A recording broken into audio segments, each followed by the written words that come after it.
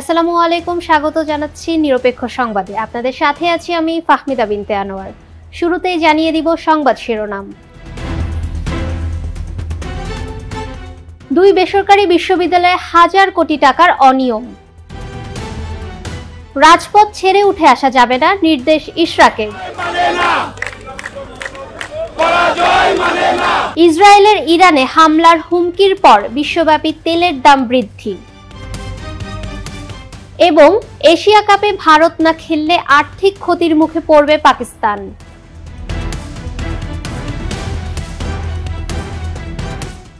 শুনছিলেন শিরোনাম, এবারে বিস্তারিত।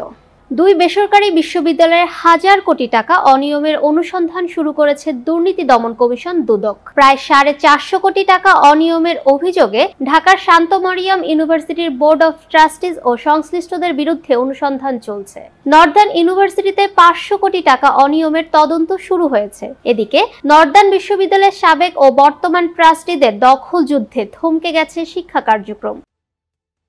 ঢাকা দক্ষিণ সিটি কর্পোরেশনের মেয়র হিসেবে বিএনপি নেতা ইশরাক হোসেনকে দায়িত্ব বুঝিয়ে দেওয়ার দাবিতে বুধবার বেলা 11টা থেকে রাজধানীর কাকরাইল ও মৎস্য ভবন এলাকায় অবস্থান কর্মসূচি শুরু করে ঢাকাবাসী। এদিকে ইশরাক হোসেনকে ঢাকা দক্ষিণ সিটি কর্পোরেশনের মেয়র হিসেবে শপথ না পড়ানোর নির্দেশনা চেয়ে করা রিটের আদেশ পিছিয়ে আগামীকাল বৃহস্পতিবার নির্ধারণ করেছেন হাইকোর্ট। বুধবার দুপুরে বিচারপতি মোহাম্মদ আকরাম হোসেন চৌধুরী ও বিচারপতি দেবাশিস রায় চৌধুরীর হাইকোর্ট বেঞ্চ আদেশের জন্য এদিন ধার্য করেন। এর কিছু সময় পর বুধবার দুপুর 2টার দিকে বিএনপি নেতা ইশরাক হোসেন তার ভেরিফাইড ফেসবুক পেজে এক পোস্টে লেখেন, নির্দেশ একটাই, যতক্ষণ দরকার রাজপথ ছেড়ে উঠে আসা যাবে না। গত 14ই মে থেকে কর্মসূচি পালন করছেন ইশরাক সমর্থকেরা।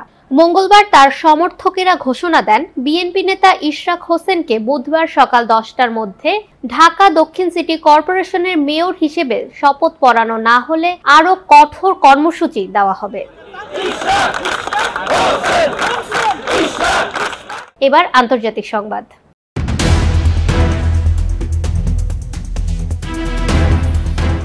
মধ্যপ্রাচ্যে নতুন করে সংঘাতের আশঙ্কা তৈরি হওয়ায় বিশ্ববাজারে তেলের দাম আবারও বেড়ে গেছে।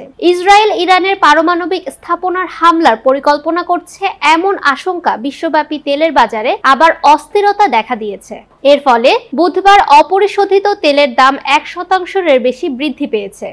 বাজার বিশ্লেষকদের মতে এই সম্ভাব্য হামলার কারণে শুধু ইরান নয়, পুরো মধ্যপ্রাচ্য অঞ্চল থেকে তেলের সরবরাহ কমে যাওয়ার সম্ভাবনা দেখা দিয়েছে।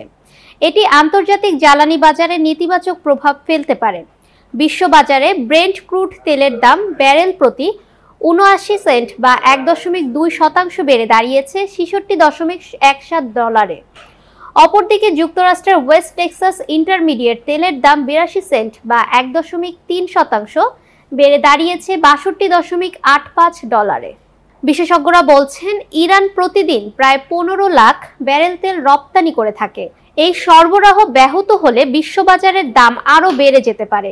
ইরান যদি প্রতিশোধ নিতে গিয়ে হরমুজ প্রণালী বন্ধ করে দেয়, তাহলে সৌদি আরব, কুয়েত, ইরাক ও সংযুক্ত আরব আমিরাতের মতো দেশগুলো থেকেও তেল রপ্তানি ব্যাহত হতে পারে। এবারে খেলার সংবাদ।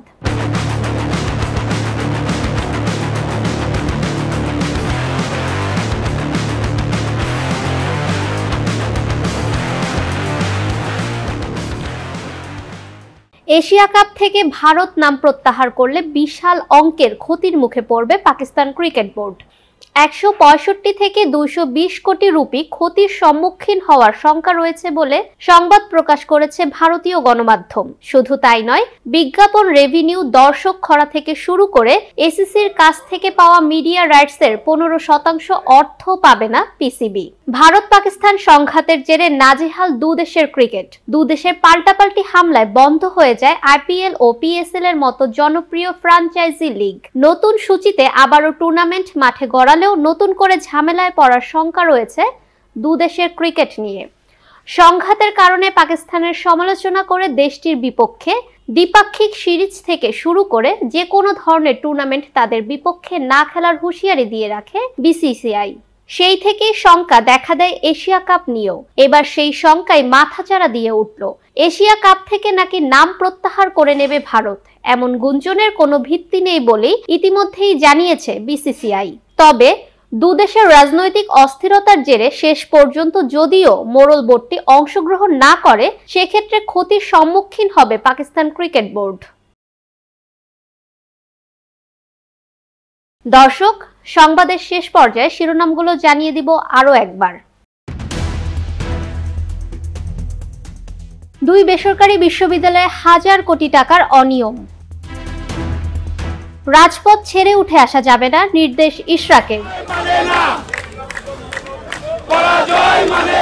ইসরায়েলের ইরানে হামলার হুমকির পর বিশ্বব্যাপী তেলের দাম বৃদ্ধি।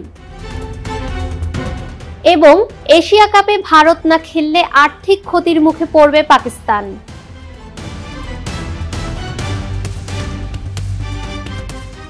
নিরপেক্ষ সংবাদে এই ছিল এখনকার মতো। পরবর্তী সংবাদ দেখার আমন্ত্রণ জানিয়ে এখানেই শেষ করছি। সকলকে সাথে থাকার জন্য ধন্যবাদ।